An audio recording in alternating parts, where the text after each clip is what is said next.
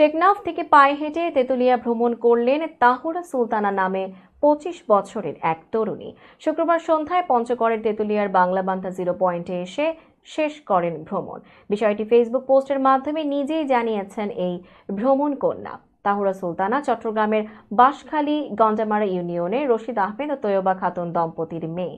চট্টগ্রাম সরকারি মহিলা কলেজ থেকে ইসলামের ইতিহাস ও সংস্কৃতি বিভাগ থেকে স্নাতকোত্তর শেষ করেছেন তাহুরা। জানা যায়, তাহুরা সুলতানা গত বছর ২৯ নভেম্বর সকাল ৬টায় টেকনাফের শাহপুরীর দ্বীপের জিরো পয়েন্ট থেকে যাত্রা শুরু করেন। ৫১ দিন হেঁটে তেঁতুলিয়ায় এসে শেষ করলেন ভ্রমণ।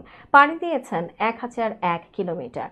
একা হাঁটা শুরু করলেও সামাজিক যোগাযোগ মাধ্যম ফেসবুকের কল্যাণে পথে পথে তাকে সঙ্গ দিয়েছেন পরিচিত অপরিচিত অসংখ্য মানুষ। এ বিষয়ে তাহুরা সুলতানা বলেন, আমি ছোটবেলা থেকেই ঘোরাঘুরি পছন্দ করি। চ্যালেঞ্জিং কোনো বিষয় গ্রহণ করতে আমার ভালো লাগে। এসব কারণেই হেঁটে দেশ ভ্রমণের সিদ্ধান্ত নিয়ে যাত্রা শুরু করি। এ সময়ে হাঁটতে গিয়ে যেখানে বিরতি নিয়েছি, সেখানে মানুষের ভালোবাসা ও স্বতঃস্ফূর্ত সাড়ায় আমি অভিভূত।